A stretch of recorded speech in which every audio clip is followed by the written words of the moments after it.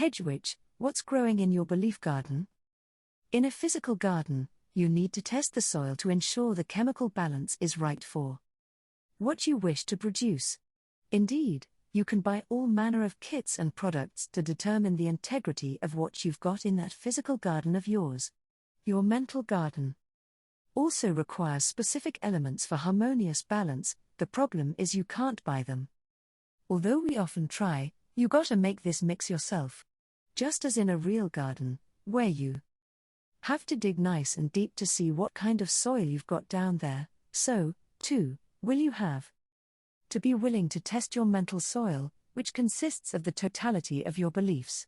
Only when you understand the fullness, or lack thereof, of your own beliefs can you plant anything and expect it to grow. Only by testing the contents of what's hidden in your brain can you determine what fertilizer you'll need for a bumper crop of a full and harmonious lifestyle.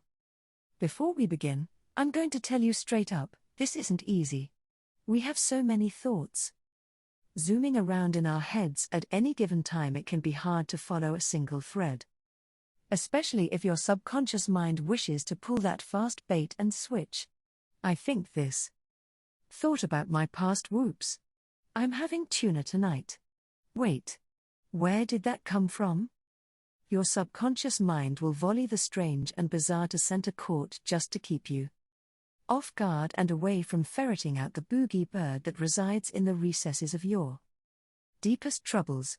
Then, too, it might be that rabbit. Therefore, a concerted effort on your part is required if you truly want to accomplish the good riddance of your woes and create better days ahead. Let's take a few general examples to help you on your way.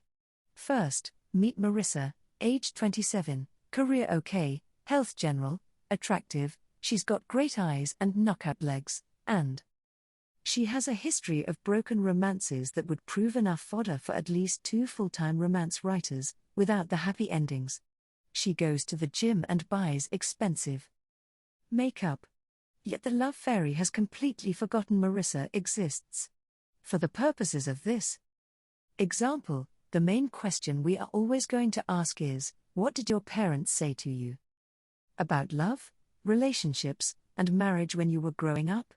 Or what did your primary caregiver say to you about these things, and what comments did they always make when the subject arose? Here is Marissa's reply. My father died when I was 10. My mother constantly talked about how he abandoned us. She would say, good men never live long, or there aren't any good men around like your dad. Negative when discussing any male, family or friends, in almost any situation, from politics to spirituality, let alone a serious relationship. To her, the day my dad passed away, all good men abandoned the planet and ascended into heaven, the biblical rapture, only for males. I've said repeatedly to myself that her beliefs are her own, but now, thinking about it, I realize that I absorbed those very same beliefs subconsciously and have been sabotaging my own relationships. You know, this is my life, not hers. My mother was not a bad parent. She treated me extremely well and loved me very much, but I realize now that I've been living her fears. Let's move on to Harvey, 50 years old, general health with a few nasty bouts of this or that over the years, particularly during a financial crisis, a product of the Great Depression babies. I grew up listening to how my grandfather and grandmother lost everything except their home during the Depression, about how my father was ignored and treated badly by his siblings, about how rotten the government is and how they, politicians, hurt and cheat people. How our family name screams that we'll always be lower middle class, that there was 10 bright and glorious future for people like us. You know, come to think of it, I never heard cling nice nothing about love, or caring, or sticking up for each other. Just the same old equals In fact, my father is 89, and I'm still listening to the same garbage. He doesn't Ingle's story, and he has a ton that doesn't end on a depressive note. A yank with a broken pickup, a dead dog, and a deceased wife. You know, I was doing really well for a while. And then I let my father move in with us. I just realized that the moment that happened, his beliefs brought our whole family down and kept us trapped for 25 years because we subconsciously believed his repeated negative comments about life and personal finances. As a parent, we treated him with respect and didn't argue. Don't get me wrong, the man had golden credit and still does to this day, yet I allowed his acid thoughts to almost completely destroy my career. I expected what he predicted about how I would be treated, and that's exactly what I got. They aren't my beliefs anymore. Julia, age 30, has repeated health problems. Married, 1 child. Both she and her husband are overweight. Both have a terrific sense of humor. My grandmother raised me. She was all about God smiting the sinner, especially when it came to health problems of congregational members. Always said God made you sick to teach you a lesson, even for the most minor infraction.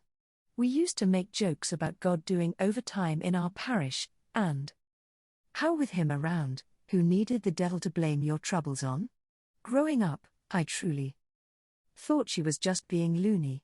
She was skinny as a rail and always this side of sickly, trying every wacky cure by a compendium of snake oil salesmen, but, now I'm wondering how much of her insecurity, terror, and fear I absorbed as a kid, because she repeatedly told me that I was lazy, and that God made lazy people fat as they grew older as a punishment for not doing a hard day's work.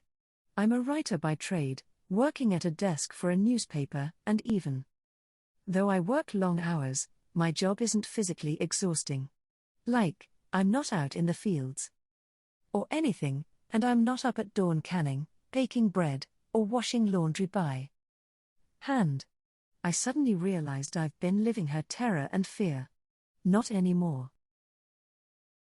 We followed the issue to the source, and it wasn't easy for Marissa, Harvey, or Julia to go back there.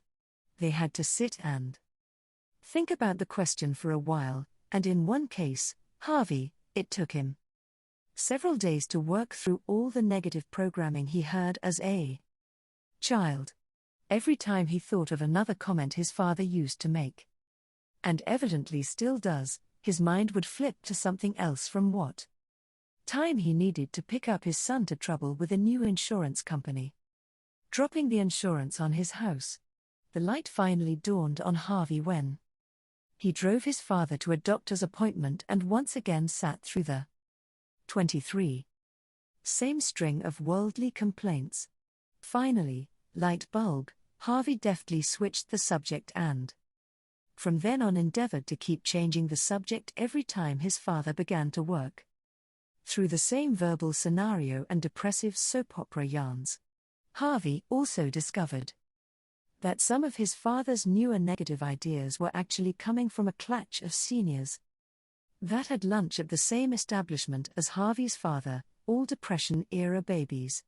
Then Harvey started looking at the unsolicited mail his father was receiving, shocked to discover that many of the advertisements were targeting Depression-era mentality seniors, focusing on their fear to solicit money and sell products. Harvey made the comment, "What you create in your mind, you bring into your life." Sadly, my father is living proof. Granted, going back in time and dragging original fears out into the light of day isn't going to solve all your problems. However, now that you know where the negative programming may have come from, you can adjust how you think and in what you choose to believe, as well as reprogram what you are saying to and around your own kids, should you have any. With your conscious and subconscious minds now in agreement, there is nothing you can't accomplish. Take this exercise further and pay close attention to what you are listening to on the news, what you are reading, even the conversations you hear at work. Weed out what you don't believe and let the boogie birds stay where they belong. With a fresh look at the universe, all you have to do is believe.